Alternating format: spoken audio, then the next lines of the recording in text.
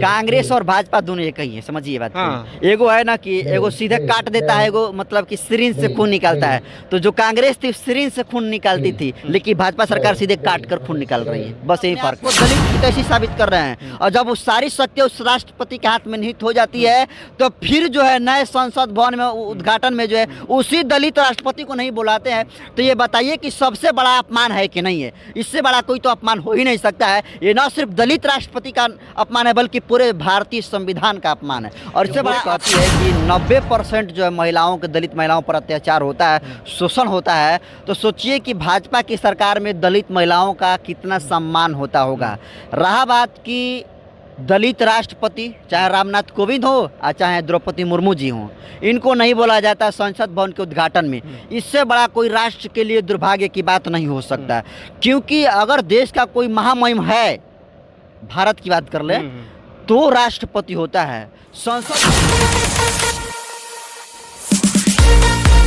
नमस्कार दोस्तों, अभी आप देख रहे हैं BSTV न्यूज़। इस वक्त हम एक बहुजन पत्रकार से बात करेंगे। बात एक करेंगे कि 28 मई को भारत का नए संसद भवन का उद्घाटन भी किया गया। उसमें बहुत सारे लोगों को बुलाया गया, लेकिन वही आदिवासी महिला द्रौपदी मुर्मू जी, राष्ट्रपति, जो कि भारत का प्रथम नागरिक होता है राष्ट्रपति, उनको भी नहीं पूछा गया। उसके बाद उससे पहले की बात करें तो वही संसद भवन का उद्घाटन, शिलान्यास जो हुआ था, उसमें भी रामनाथ कोविंद जी को भी नहीं बुलाया गया जिस वक्त वो राष्ट्रपति थे।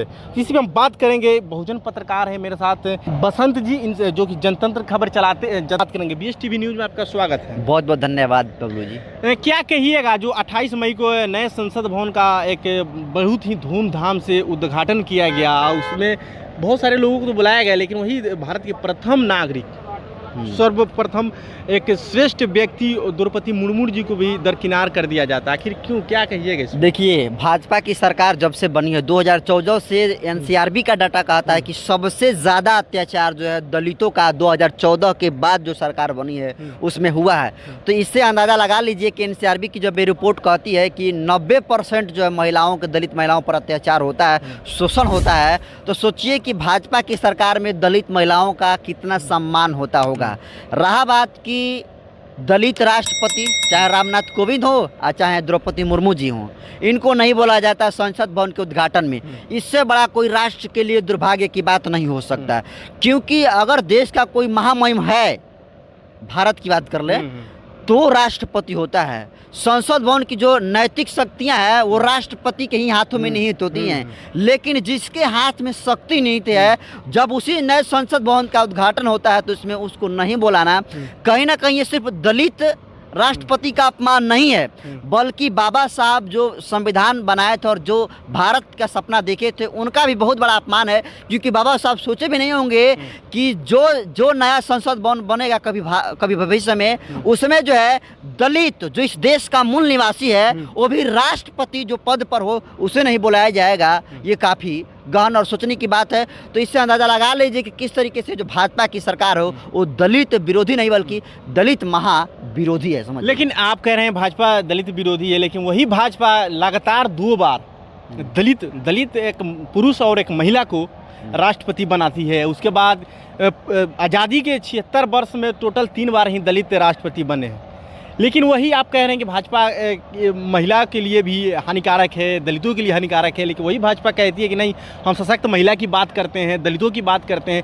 वहाँ जो केंद्र लेवल की कुर्सियाँ थी, वहाँ पे हम दलितों को बैठा दिए। आप कह रहे हैं कि भाजपा, देखिए, सिंपैथी बटोरना और रियलिटी में अलग बात है। अगर उतना ही अगर आपसे दलित हितैषी हैं और उतना ही आपका हितैषी है कि चलिए दलित राष्ट्रपति बना दिया, और पूरे देश से नहीं बल्कि विदेशों से वही ले लिए, गरीब भाई मानना पड़ेगा, जो कोई भारत का प्रधानमंत्री है जो दलित व्यक्ति को, महिला को जो है राष्ट्रपति बना देता है और उससे वाहवाही लेते हैं। लेकिन उसी दलित महिला से आप जो है राष्ट्रपति नए भवन का, जब नए संसद भवन का उद्घाटन होता है, उसमें नहीं बुलाते हैं, तो इसको मार्केटिंग कहा जाएगा। न आप जो है इधर राष्ट्रपति बनाते हैं, आप जैसा कि आपने कहा कि वो हितैषी है, इधर आप राष्ट्रपति बनाकर अपने आप को दलित हितैषी साबित कर रहे हैं। और जब वो सारी शक्ति उस राष्ट्रपति के हाथ में निहित हो जाती है, तो फिर जो है नए संसद भवन में उद्घाटन में जो है उसी दलित राष्ट्रपति को नहीं बुलाते हैं।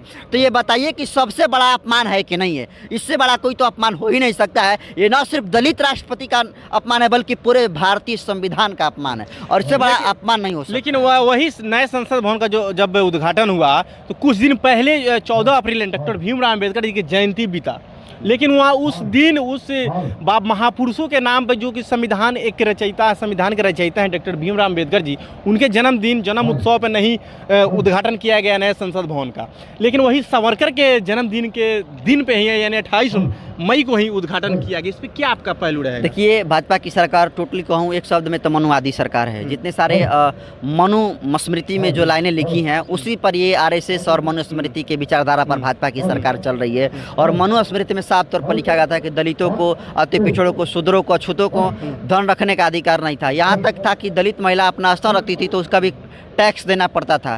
तो झलकारी बाई जो है नहीं टैक्स दी तो अपना स्तन काट दी। ऐसी बहुत सारी मतलब स्टोरी है। सोचिए कि जो मनुस्मृति और मनोवाद जो है दलितों को धन रखने का अधिकार नहीं देता है, तो आपको लगता है कि दलितों के पक्ष में हो सकता है? ये टोटली जो है मनुस्मृति और भाजपा की सरकार जो है ये मनुवादी की सरकार है, और बिल्कुल ये मनुवादी की सरकार है। और मनुवादी में क्या होगा काम? जितनी सारी वाहियात चीज़ें होंगी वही मनुवादी सरकार में आपको क्या लगता है कि 2024 तक भारत हिंदू राष्ट्र घोषित हो सकता है?